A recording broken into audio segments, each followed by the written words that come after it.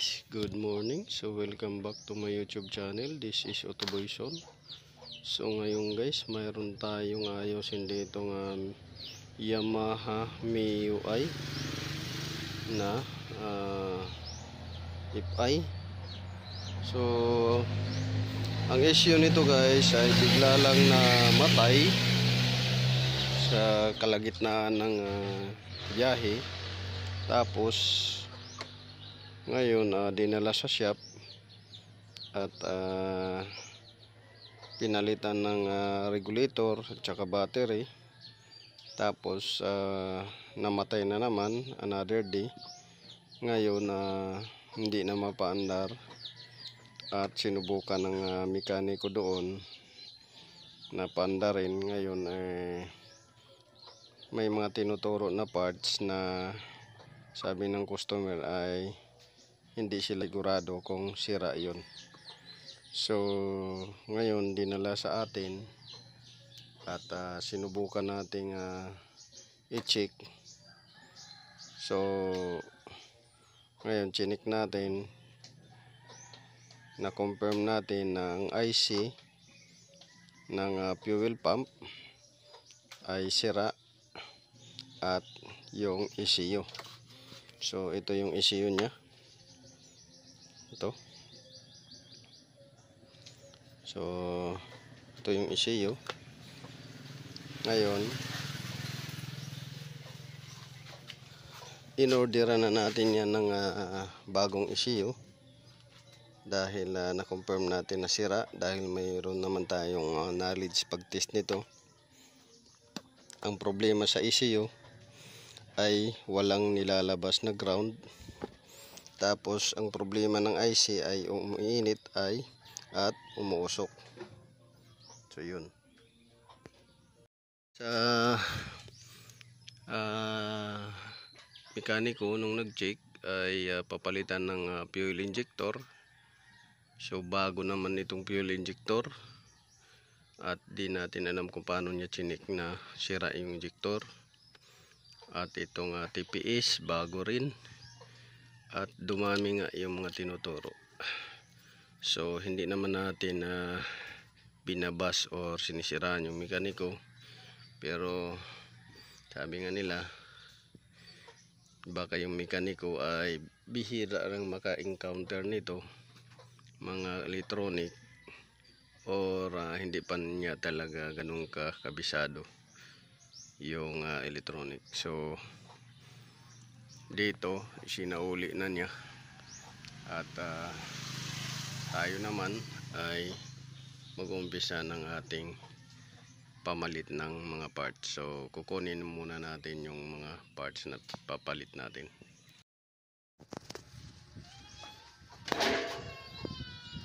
Hello guys, good morning. So ito yung pamalit natin. Ito yung bago.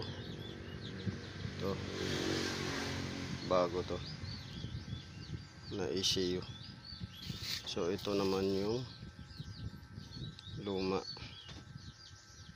Ito yung luma nya.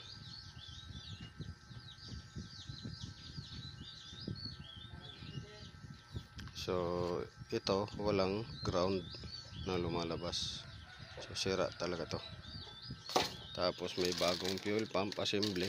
Ito assembly kasama yung IC. Ito kasi yung papalitan natin dapat IC ito, kaso konti lang diferensya. Dito na lang tayo, may kasama pang filter at saka motor. So isasalpak na natin yan ng buo para matapos matest. So ayan guys, naikabit na natin yung ECU. Ito binalot natin ng interior para di basta-basta mabasa. So naikabit na natin pati yung pump nasa loob na nito. Ayan. So ang kulang na lang nito ay battery. So ito yung battery ground, ito naman yung battery positive. So ito yung ECU diagnostic connector, yung DLC nya. Tapos ito naman yung relay. sa starter. So atin ang papaanda rin, check natin kung andar siya o gagana yung binili nating ECU at yung binili nating pump. So yun yung gagawin natin ngayon guys. So naikabit na. So yung U-box di muna natin ikabit. At yung battery chinarge muna natin dito. Yan, para ma-check natin at matest natin kung okay yung battery. Kasi yung battery, pagka sira yung battery, nakakasira din yan ng ECU pag sira yung battery. So yun. So ayan guys. So nalagyan na natin ng gasolina. Ayan. Bago na yung gasolina dito. Nilinis na rin natin yung tangke. Bago na rin yung cap nya. Ito. Pinalitan natin. Dahil tumatagas na. Tapos may gasolina na rin. Bago cap. Nakabit na natin yung battery. So double check lang tayo. Dito positive. So tama. Ayan, positive. Dito negative. Tama rin. DLC connector, relay, fuse.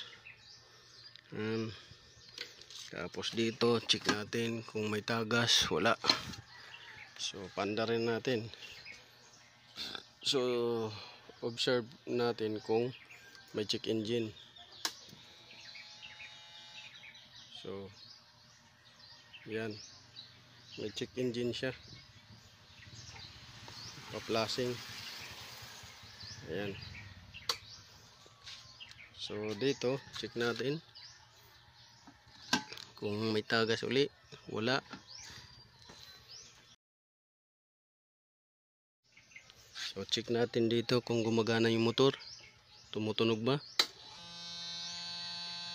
So mayroon ng tunog yung motor. May tunog na. So dito may flashing engine.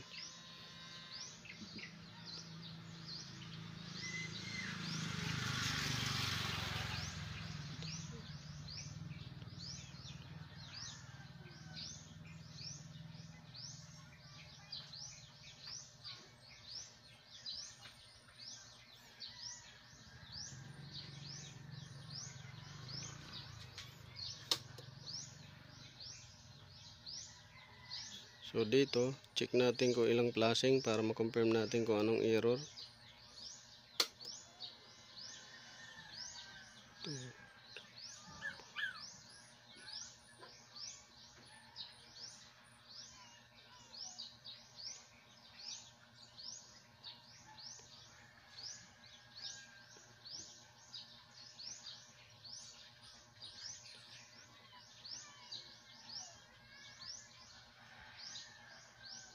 So 8 flashing yung ano niya.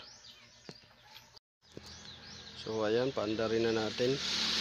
Nilagyan natin ng monitoring ng battery charge para ano natin kung nagcha-charge.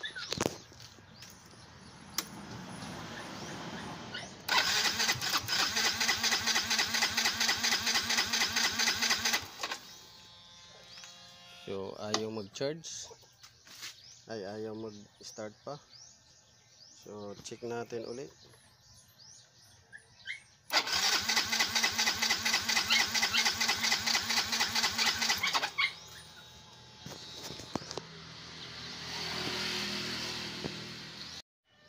So ayan guys, papaanda rin na natin. So check natin, secure natin. Paanda rin natin double or triple check lang. Yan. Tapos dito, check natin kung may mga wire dyan na naipit or hindi na isalpak. Yan, so check natin. So naisalpak naman natin maigi pati dito. So ayan, panda rin natin kung okay yung binili nating fuel pump assembly at saka ECU sa online.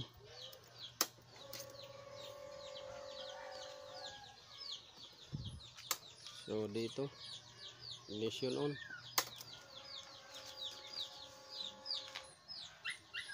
Ano rin natin.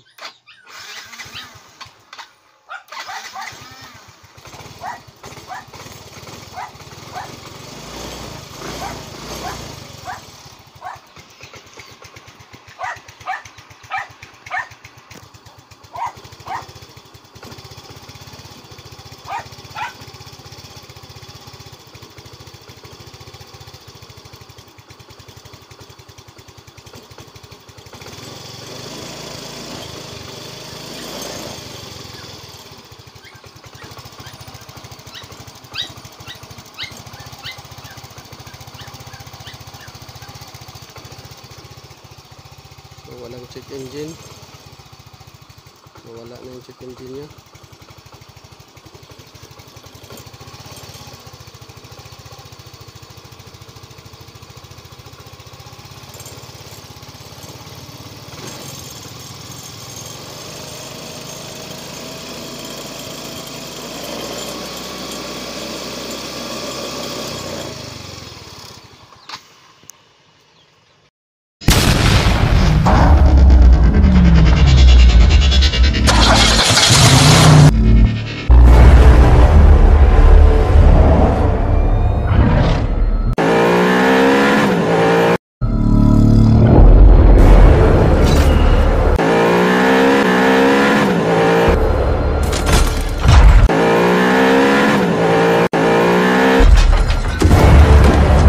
Make